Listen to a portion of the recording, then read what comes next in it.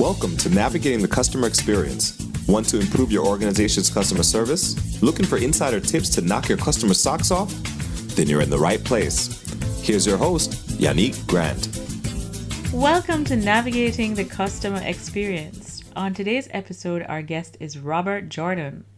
Robert is the CEO of InterimExecs, which matches top executives with companies around the world. Based on research with thousands of leaders and companies, he and co-founder Olivia Wagner wrote Right Leader, Right Time, Discover Your Leadership Style for a winning career and company. And they've launched the FABS Leadership Assessment, a free assessment at rightleader.com designed to help leaders and organizations perform better. Jordan also authored How They Did It, $1 Billion Insights from the Heart of America, and helped publish Start With No, Jim Camp's bestseller on negotiation. So without further delay, sit back, plug your earphones in, and let's jump right into this conversation with Robert. Welcome, Robert. Hi, Yannick. How are you? I'm good. Thank you for asking. Now, we always like to give our guests an opportunity, especially guests that we've been interviewing for the very first time, a little bit for you to share in your own words about your journey and how you got to where you are today.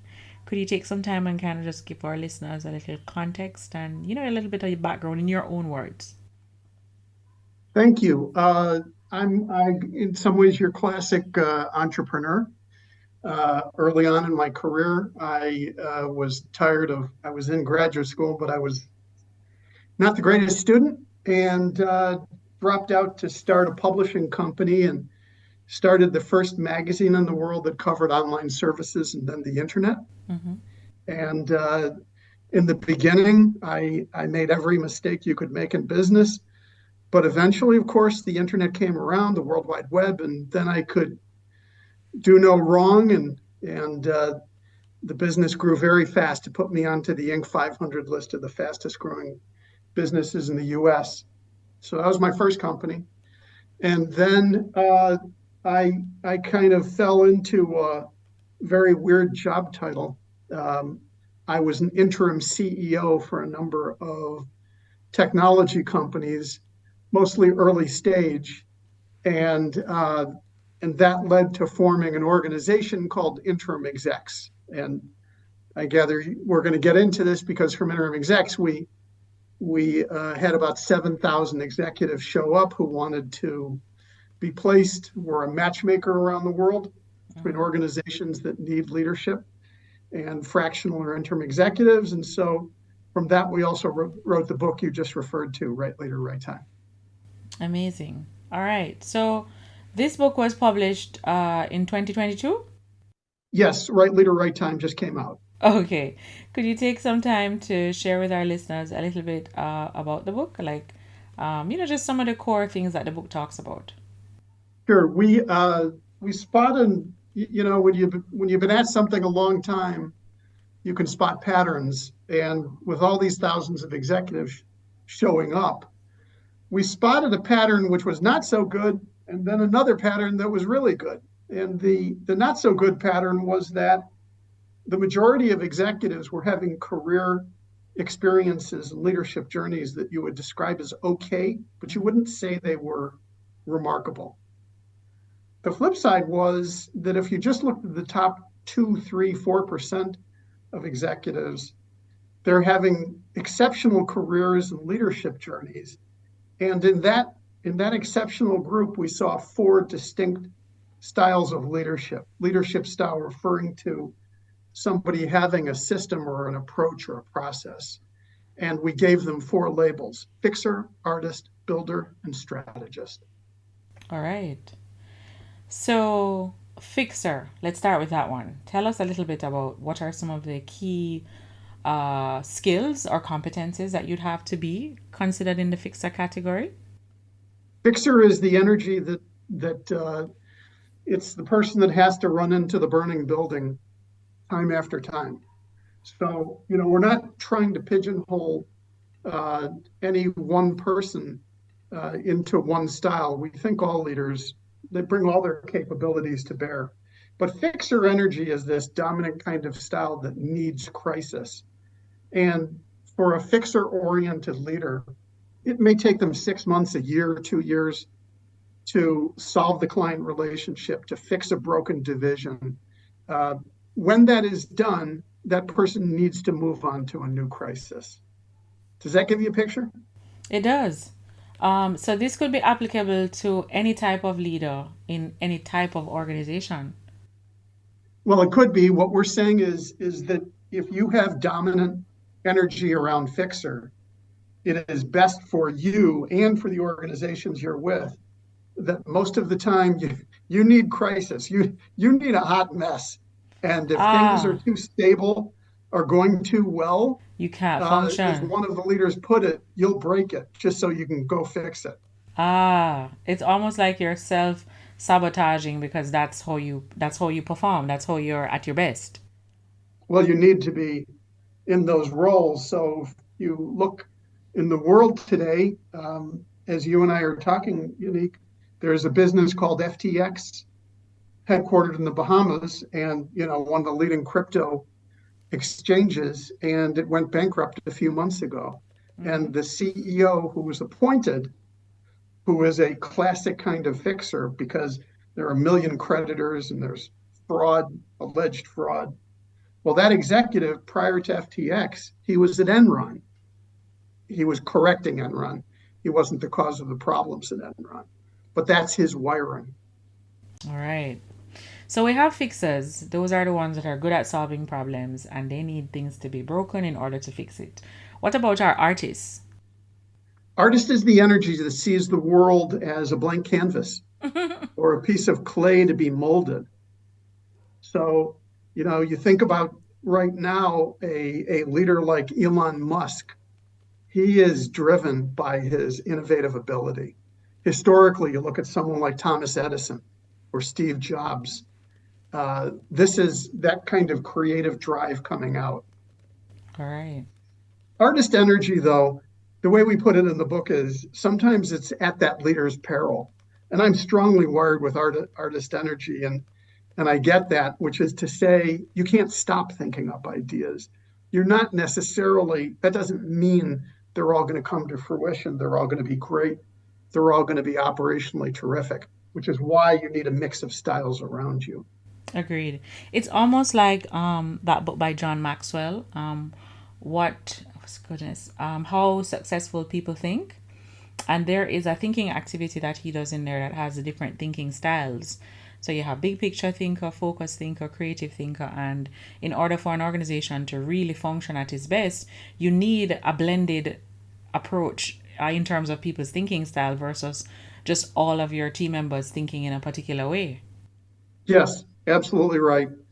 And one of the things exceptional leaders do better is they're better at collaboration. Um, all of us talk about it, and I think everyone thinks they're good at it.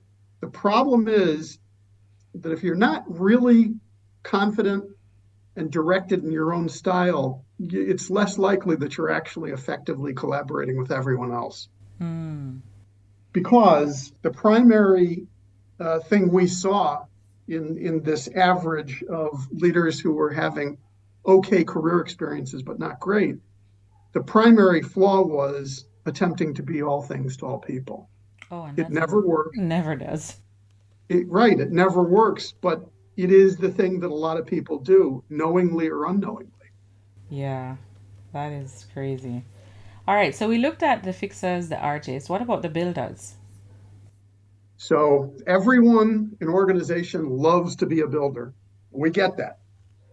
We mean something specific here with builder, which is the energy that can take the small, the nascent product, service, team, client relationships, and take it to market domination. So you can think of, for example, someone that creates a new technology and it grows fast and they have an IPO. That's builder energy. Mm-hmm. What you tend to see with builder is that when that person has achieved an IPO or has achieved market domination, in many cases, they need to move to a new company, a new division, a new product, new client relationships, because they need the challenge of taking something small and getting to market domination. Okay. All right.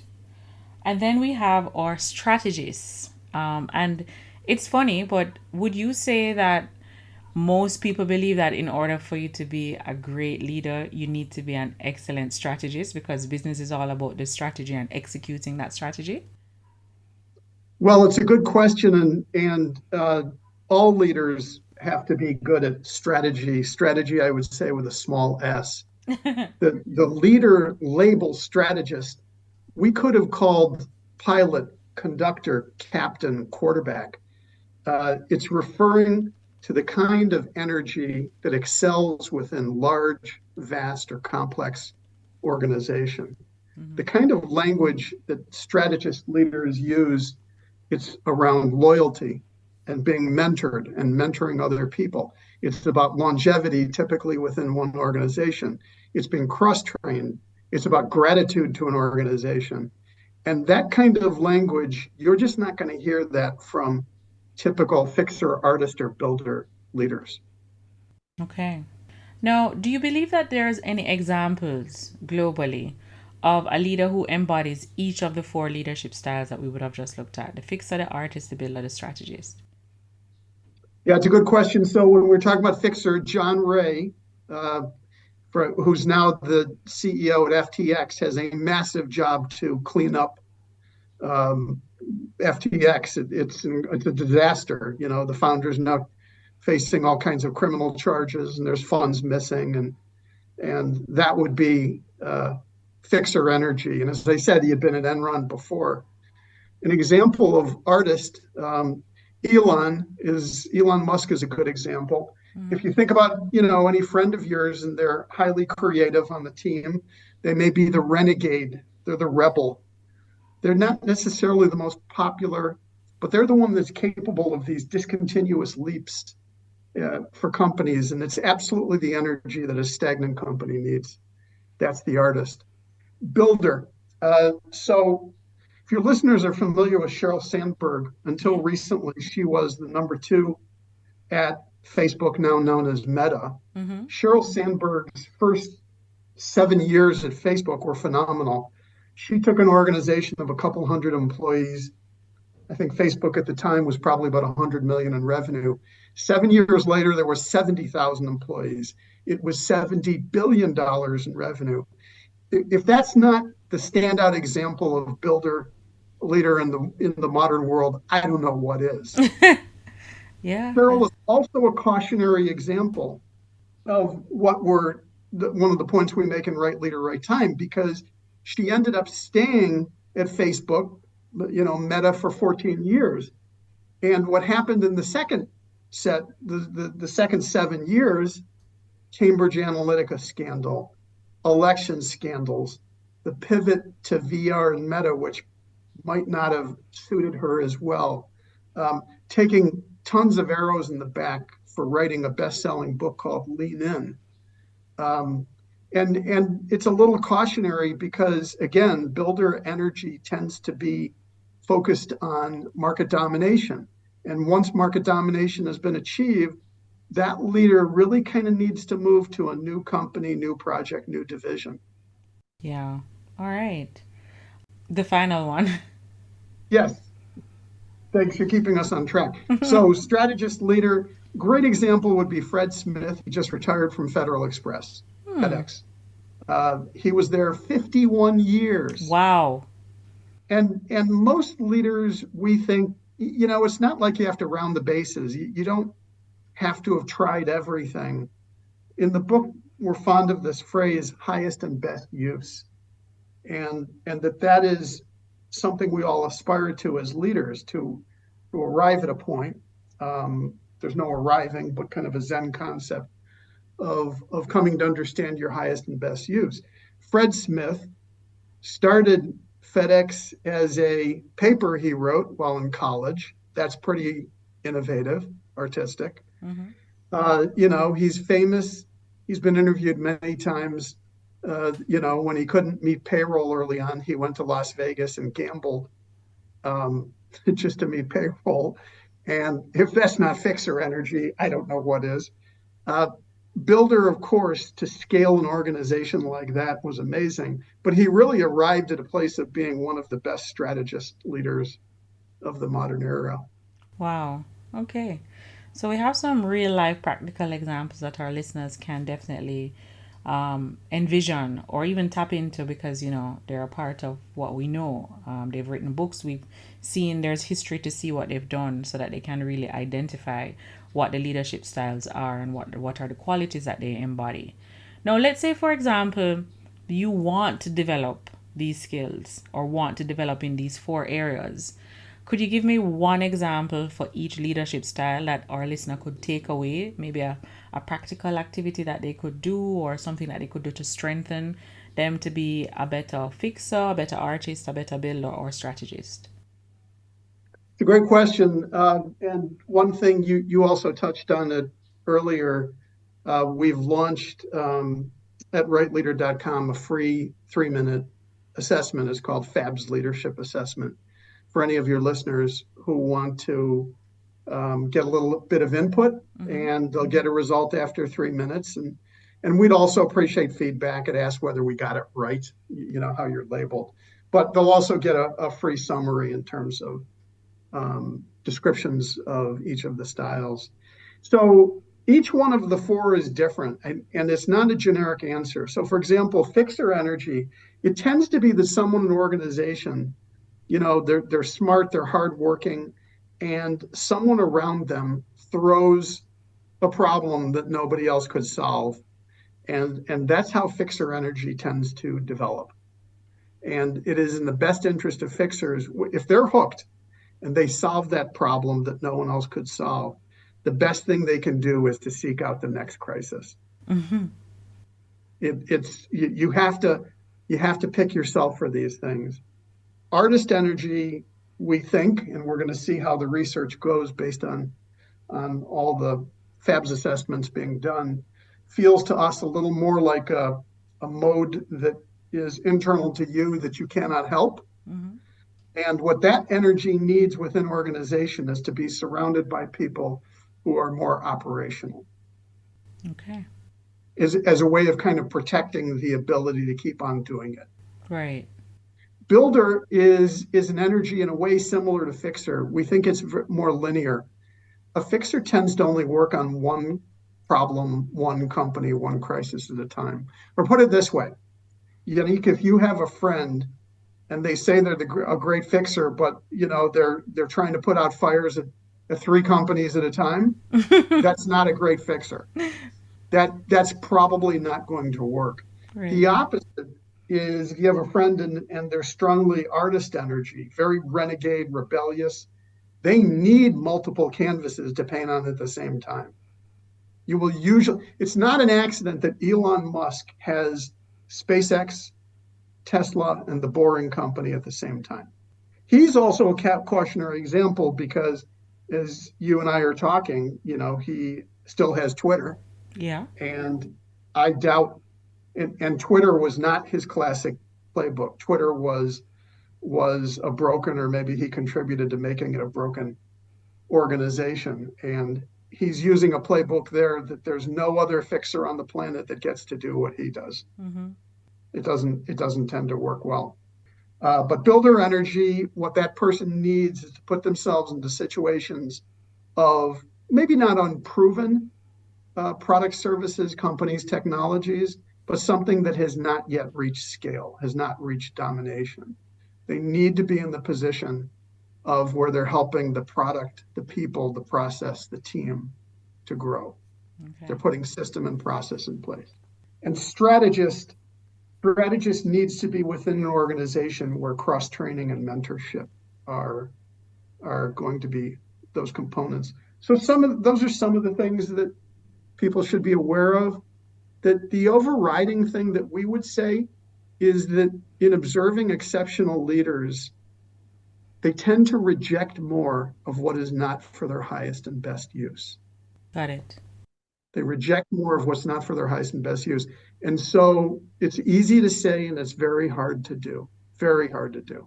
But that's the thing on your career journey is, as you're going along, that you become more and more intentional. Your first job, it's, you need the money. You need the direction Your family is looking at you, and you can't refuse anything, right? But what happens over time is you discover what you like and what you don't like, as you start gravitating in one place or one direction over another. You start making more and more intentional decisions. And, decision comes from the Latin word meaning to kill off. And you have to do that with options that are not right for you, is you got to kill them off. Yeah. That's very hard, right? Because we live in a time of FOMO, the fear of missing out. Mm-hmm. Agreed. Agreed. And just listening to you speak and explaining that, I've definitely seen my career grow in that way as well, in terms of being more intentional about the jobs that I take or things that I invest my time into. And the ones, as you mentioned, that don't serve me, I tend to not get involved in. Maybe 10, 15 years ago, my decision would have been completely different. Yes, exactly. Exactly. And hindsight's 2020. It's Yeah. hard to see at the beginning of your career. It's just easier when you look back. Yeah. And so that's the thing to kind of inform where you are now and where you want to go, is to look at your journey and not to judge it, just to observe it. Yeah. No Good. judgment, just observation. Just observation. All right, Robert, could you share with us what's the one online resource, tool, website, or app that you absolutely can't live without in your business? One online tool or app I cannot live without. Well, it's an obscure one, but I'm on the road a lot and I have to send people PDFs, and so I use a Turbo PDF app. All right. Awesome. And could you also share with our listeners maybe one or two books that have had the biggest impact on you? It could be a book that you read a very long time ago or even one that you read recently.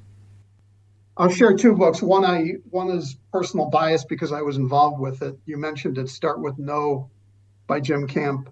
Mm-hmm. It's one of the foundational books in how to be a better negotiator. Okay. And I think it's something that just stands everybody well, because the foundation of that book is understanding your own mission and purpose. And the clearer you get on that, you start getting clearer on how it is that you're negotiating with other people, and to have a sense of mission and purpose in those negotiations. Mm-hmm.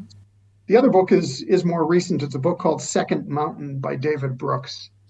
And if you consider First Mountain are the things you do in career that are about money and power and status, fame, whatever, more of the earning your living, as opposed to Second Mountain, which is when you're going for significance. What is it that you are called to? What are you committed to?